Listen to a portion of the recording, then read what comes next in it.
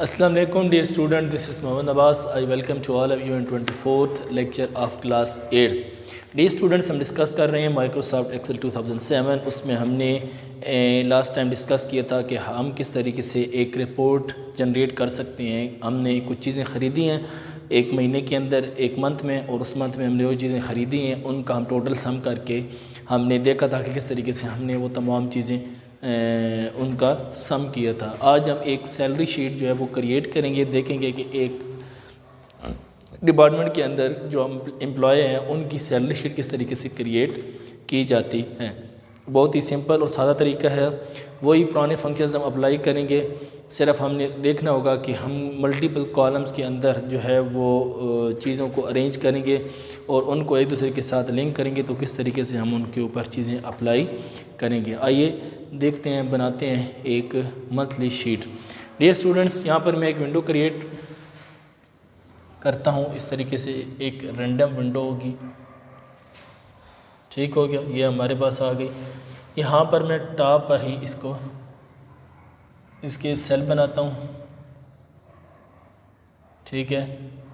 इन cell के अंदर हम डेटा एंटर करेंगे। डेटा एंटर करने के बाद हम इनके अंदर डिफरेंट फार्मूलाज अप्लाई करेंगे, सही है। ये हमारे पास हॉरिजॉन्टल लाइंस आ गई। यहाँ पर अब हम ड्रा करेंगे वर्टिकल लाइंस, तो ये हमारे सेल क्रिएट हो जाएंगे इस तरीके से। लाइन थोड़ी सी टेढ़ी बन रही है, बट एनीवे इसको आपने फोकस नहीं करना, आपका फोकस मेन होना चाहिए जो चीज़ें हम सीख रहे हैं उनकी तरफ। यहाँ पर हम इनको नंबरिंग कर देते हैं 1 2 3 4 5 6 8 9 10 A B C D E F G H I। बात समझ आ गई है। इस तरीके से अभी हमने यहाँ पर ये चीज़ें क्रिएट कर दी हैं। अब हम इनके अंदर डेटा सबसे पहले फिल करते हैं। तो हमारे पास जो डेटा है वो हम यहाँ से ही देख लेते हैं। सबसे पहले हमारे पास आ जाता है नेम, उसके बाद आ जाता है बेसिक सैलरी, उसके बाद आ जाता है हाउस अलाउंस, ठीक है, ये और आ जाता है मेडिकल अलाउंस, ये चीज़ें, ठीक है। हमारे पास ये डेटा होगा। इसमें हम क्या लिखेंगे, यूज़र का नेम लिखेंगे। नेक्स्ट जो हमारे पास कॉलम बन रहा है उसके अंदर हम क्या मेंशन करेंगे कि जो भी एम्प्लॉय है उसकी बेसिक सैलरी कितनी है वो यहाँ पर मेंशन करेंगे। सेकंड में उसको हाउस अलाउंस कितना मिल रहा है, क्योंकि हमने जब एक सैलरी शीट क्रिएट करनी है तो उसमें उसकी जितनी भी बेसिक सैलरी प्लस उसके जितने भी अलाउंसेस हैं उन दोनों या तीन सब चीज़ों को ऐड करके एट दी एंड हम उसकी सैलरी को फाइंड करेंगे। तो इसलिए हम यहाँ पर लिख रहे हैं कि उसकी बेसिक सैलरी, उसका जो है हाउस अलाउंस और उसका मेडिकल अलाउंस, ठीक है। यहाँ पर हम कोई भी फॉर एग्ज़ाम्पल जो है हमारे पास हैं जिनके हमने नाम लिख दिए हैं और यहाँ पर उनकी हमने कोई अमाउंट लिख देते हैं 6,000 8,000 10,000 9,000 7,000 8,000 और 6,000, ये उनके आ जाते हैं अलाउंसेस, ये सैलरीज वगैरह, ठीक है। उसके बाद सब का जो है 1,000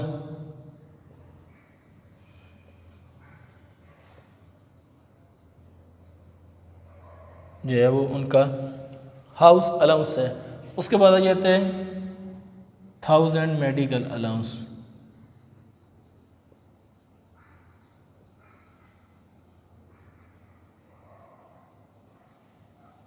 ठीक हो गया। ये हमने अपना डेटा मुकम्मल कर लिया, कंप्लीट कर लिया। अब हम क्या करेंगे, आगे इन तीनों को ऐड करेंगे, यानी कि उसकी जो ग्रॉस पे बन रही है वो कितनी बन रही है। ग्रॉस पे का मतलब होता है कि नेट पे, यानी कि टोटल जो इन तीनों चीज़ों को मिलाकर एक एम्प्लॉय की जो सैलरी बनती है वो कितनी बनती है। इसलिए यहाँ पर मैं लिखूँगा gross salary, GS, G for gross, S for salary, उसमें क्या करेंगे हम तीन चीज़ों को ऐड कर लेंगे। ठीक है, तो ये बन जाएगी 10,000, ये बन जाती है 12,000, ये 11,000, 9,000, 10,000 और 8,000, ये उनकी ग्रास सैलरी बन जाती है। आगे यहाँ पर हम करेंगे डिडक्शन, यानी कि उनकी जो सैलरी है उसके ऊपर जो टैक्स पड़ता है गवर्नमेंट की तरफ से 3% का टैक्स पड़ रहा है, कटौती हो रही है, तो वो हम यहाँ पर करेंगे क्योंकि उसकी ग्रॉस सैलरी ये है। हमने उनकी at the and salary find करनी है कि जो हमने उनके अकाउंट में ट्रांसफ़र करनी है, जो हमने उनको पे कर लिया है। तो यहाँ तक हमने उनकी टोटल जो अमाउंट बनती है सैलरी की वो बना ली। अब उसके ऊपर जो गवर्नमेंट है उसके ऊपर टैक्स लागू कर दिया है, हम वो वाला टैक्स उसमें से निकाल लेंगे, फिर उसको टोटल सैलरी में से माइनस करेंगे। उसके बाद जो हमारे पास सैलरी बनेगी that will be the actual salary which we will transfer to the account of our employee. बात समझ आ गई है? तो यहाँ पर हम क्या करेंगे 3% डिडक्शन, यानी हम डिडक्ट करेंगे 3% सैलरी को, 3% को उसकी टोटल सैलरी में से। अब डियर स्टूडेंट्स, यहाँ पर आके हमने एक फार्मूला अप्लाई करना है। इस जगह पर आकर कौन सा? हमने परसेंटेज वाला फार्मूला। तो उसके लिए हमें क्या करना पड़ेगा, हम यहाँ पर क्लिक करके उसको सबसे पहले इक्वल का साइन डालेंगे। इक्वल का साइन डालने के बाद हम फार्मूला लिखेंगे कि जिसको हम कैलकुलेट करने जा रहे हैं 3%। तो उसके लिए क्या पड़ेगा कि हम करेंगे 3% मल्टीप्लाई बाय जो आपकी सैलरी बन रही है। आपकी सैलरी जितनी भी बन रही है वो वाली सैलरी आप यहाँ पर लिख देंगे। तो सैलरी वाला हमारा जो है वो ग्रॉस सैलरी कितनी बन रही है ई, तो यहाँ से हम कर देंगे E2। सही है, E2। तो यहाँ से हमारी जो है वो सैलरी कैलकुलेट हो जाएगी। ये हम टाइप कर रहे हैं फॉर एग्जांपल इसके अंदर। जब इसके अंदर ये टाइप करेंगे तो इसके अंदर उसकी रिडक्शन होने के बाद जो सैलरी बनती है वो ये यहाँ पर आ जाएगी, यानी उसके ऊपर सॉरी जो टैक्स पड़ रहा है वो यहाँ पर आ जाएगा। इसको हम जो फार्मूला एंटर करने के बाद क्लिक करेंगे तो हमें ये इसके अंदर बता देगा। फिर इसी फार्मूले को हम कॉपी करेंगे यहाँ तक जब हम कॉपी करेंगे तो वो फार्मूला अप्लाई हो जाएगा बाकी तमाम एम्प्लॉयज़ के ऊपर। बाकी तमाम एम्प्लॉयज़ के ऊपर जब फार्मूला अप्लाई हो जाएगा तो हम उसके बाद जो है वो इसको कर देंगे। उसके बाद हम क्या करेंगे, हमारे पास जो नेट सैलरी बनेगी, ठीक है, नेट सैलरी, ठीक है, नेट सैलरी में यहाँ पर यानी इसके अंदर इनकी जो भी अमाउंट बनती है वो आ जाएगी।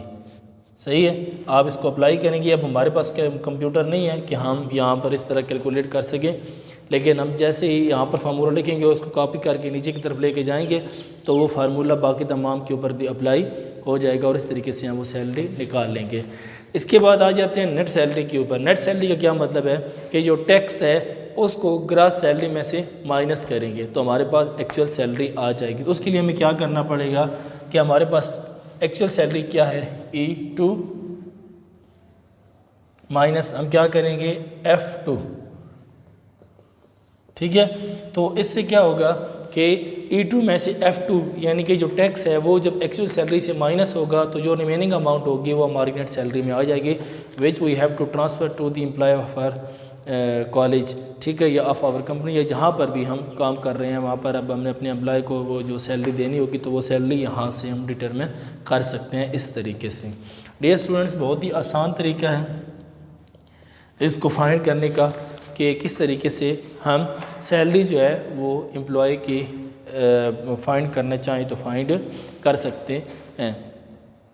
इसके लिए आपको ज़्यादा सोचना या गौर नहीं करना पड़ेगा, बस बहुत सिंपल सी चीज़ें हैं। मैं एक दफ़ा फिर इसको कर देता हूँ कि हमारे पास एक क्रिएटिंग मंथली रिपोर्ट, हमें एक सैलरी शीट जो है वो क्रिएट करनी है एम्प्लॉयज़ के लिए। तो उसके लिए हमें क्या करना पड़ेगा, हमारे पास जो एक्सेल है उसके अंदर हमने एक बहुत ही सिंपल सा एक्सेल के अंदर डेटा कलेक्ट करना पड़ेगा और उसके ऊपर डिफरेंट फार्मूला अप्लाई करने पड़ेंगे। डेटे में क्या क्या होगा, उस एम्प्लॉय का नेम, उसके जो बेसिक सैलरी है वो, हाउस अलाउंस और मेडिकल अलाउंस, ये तीनों चीज़ें हमारे पास आ जाती हैं। उसके बाद हमने क्या करना होता है, उसकी तीनों चीज़ों को ऐड करके हम उसकी जो ग्रॉस पे बनती है हमने वो कैलकुलेट करनी होती है। उसका क्या तरीक़ाकार होता है कि आप इसके अंदर उसके ऊपर फार्मूला अप्लाई करेंगे और इन तीनों चीज़ों का सम लेंगे। इसका क्या तरीका होगा, यहाँ पर सम लिख के आप क्या करेंगे, B2 to D2, तो इससे हमें यहाँ पर क्या मिल जाएगा, इसके अंदर इसकी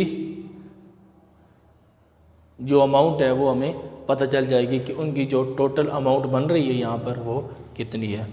ये जब हम डेटा इसकी ग्रॉस सैलरी कैलकुलेट कर लेंगे उसके बाद हमारे पास आ जाता है उसकी 3% deduction which we deduct because the instruction of our government, ठीक है, which we give to the government, जो हमारी तरफ से गवर्नमेंट की तरफ चली जाती हैं, जो हमारी कटौती हो जाती हैं, तो वो हम 3% यहाँ से इसको दे देंगे। बात समझ आ रही है, ये हम उनके हवाले कर देंगे।